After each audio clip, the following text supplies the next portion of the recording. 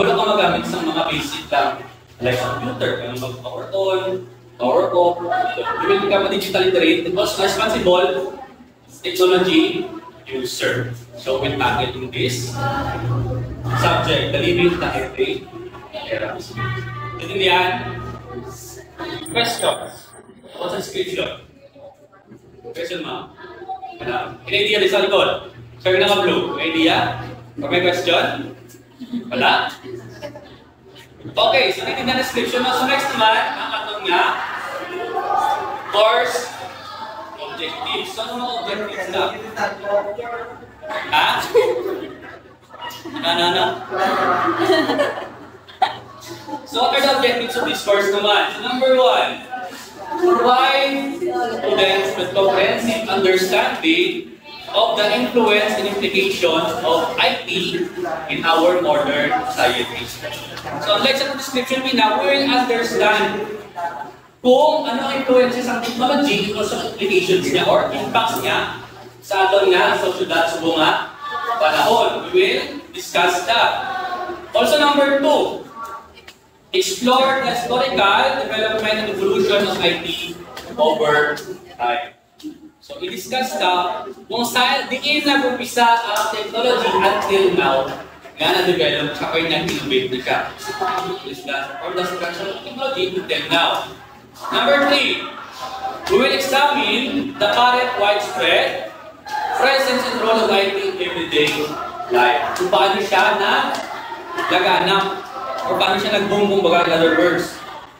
Sa atong nga kabuhin, na parang impact sa tao, sa atong syudad, also sa atong nga mga kasuhi. Number 4, identify and analyze future trends, advancements, and opportunities. So, basa siya dito. Hindi klaro? Medyo gap siya. So, we'll identify and analyze the future trends and advancements in IT. So, paano na? Ano mga future nga trends ka matabo sa IT? Kumbaga, how we innovate, how we learn, ano nga impact na, ano pa advancement sa technology in the future ba? So we'll discuss about that.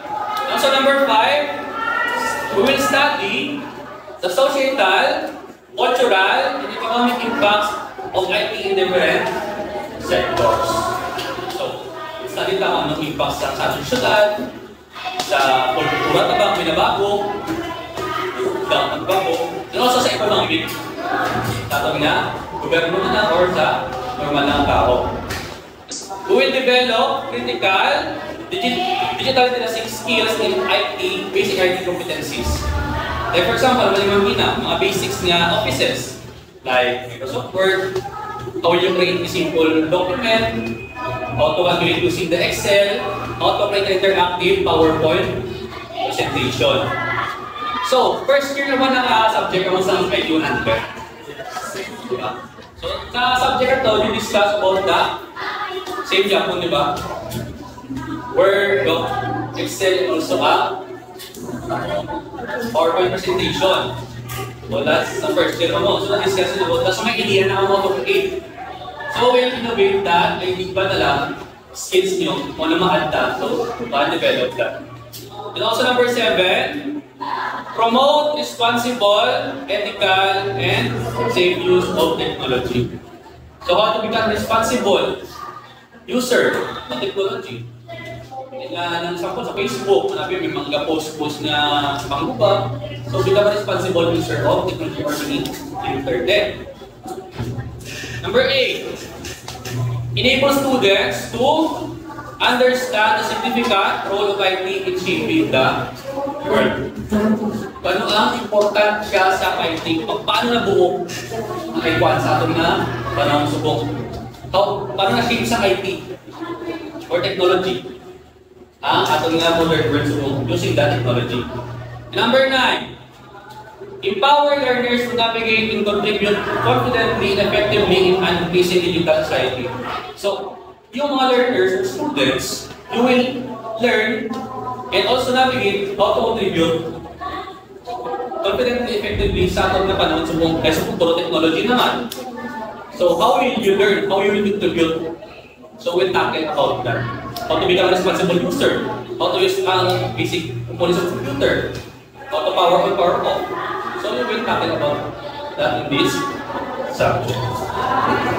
Intindihan? Medyo lasing mga balik. Medyo lasing. I-minimize na lang natin.